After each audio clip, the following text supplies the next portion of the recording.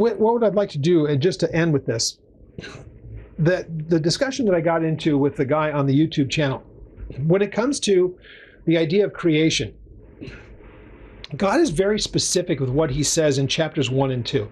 So he says that he created everything after its own kind. That one thing that this guy had to say to me, he goes, it says that God created light and then there was the sun on a different day of creation.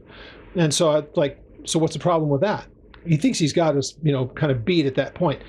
He created what is known as illumination. The sun is just one of many vessels. And look at all the stars in heaven. They were all created, but the idea that something could be lit up or illuminated, because remember, the entirety of the creation was null and void. There was nothing there. It was destitute of anything. So even the presence of light wasn't there. So he creates the presence of light. And then there are those that would actually project what he had created of light. In this case, the sun and the moon would project what it gathers from the sun. Well, when I gave him an explanation for that, he just moves on to the next thing. So he says, what's your proof for God? Well, you're not going to be able to prove anything to anyone's satisfaction, especially from his point of view. He never offers anything for the explanation of their creation. Instead, he wants to try to make it impossible for us, but he never holds himself to the same standard. So I had said to him, well, I have no problems believing in a creator because he says that he made everything after its own kind and he was pleased with the results of it. So if that's the case, if he's able to give the information on the cellular level in DNA, the molecular level, he's making DNA that's going to say that dog is going to be this color, it's going to be this weight, it's going to have this color eyes, it's going to have all these different characteristics.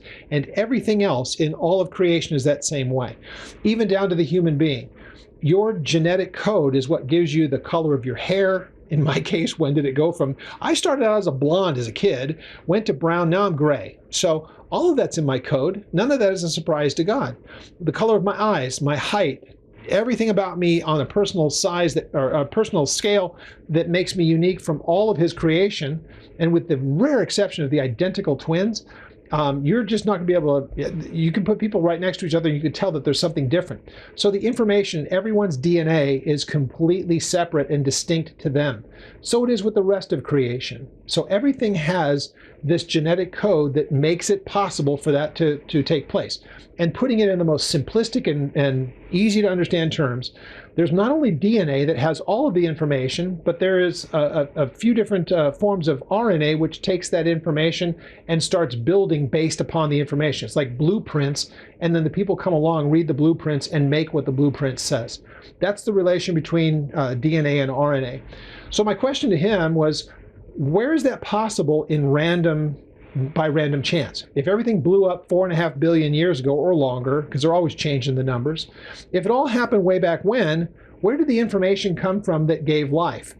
So everything about, like, again, the color of my eyes, at some point, nothing had eyes. So when did they know that they needed eyes? And if you really want something comical, the people who mock us for believing things by faith, go and read their explanation by how eyes were created. It's hilarious. And they tell us that we operate by faith, but it's funny. So anyway, back to the idea of information. When it comes to this is my entry-level discussion with an atheist. Where did the information come from that is in genetics? Because unless you can show me where information of that kind of detail, and then all the other mechanisms that make it possible for that coding to be brought into existence, the RNA and the dependence between the two of them, where does that kind of detail and information come from randomly? Point for me somewhere in the world where you can create information randomly and then put it into real layman's terms. It would be like, and I'll use something really absurd, and it's kind of a variation of something that I had seen. The idea of information being something that could be read, it's like being 1,000 feet up in the air with a spray bottle of ink, and spray it like this and 1,000 feet up, and it comes down, lands on a page, and it can give you an entire newspaper. The idea that it happens randomly that way is just nonsense. You don't get that kind of information with that kind of detail just in random ways. Because if you could, Give me the guy with the spray bottle. I'll even make it easy for him. I'll put him 10 feet above the ground, just spray ink down onto a piece of paper and have it make anything that looks like language, let alone that would be able to be understandable and readable and something that you could act upon. So the idea that God has, that there is someone behind the creation that has provided the intelligence, who is able to then give us the information, putting it on the DNA level, and then all the other components of the biology that takes that information and begins to build upon what that information demands, is how we get life. And the idea that it happened randomly, let alone how did life come from non-life? They have no answers for that. They cannot tell me, other than through theory, lightning striking the primordial soup, and then amino acids joined together and created proteins, and then they start that whole thing. That whole line of argument is ridiculous too, easy to fall apart, but let's just stipulate to that. Now explain to me the information. Where did that come from?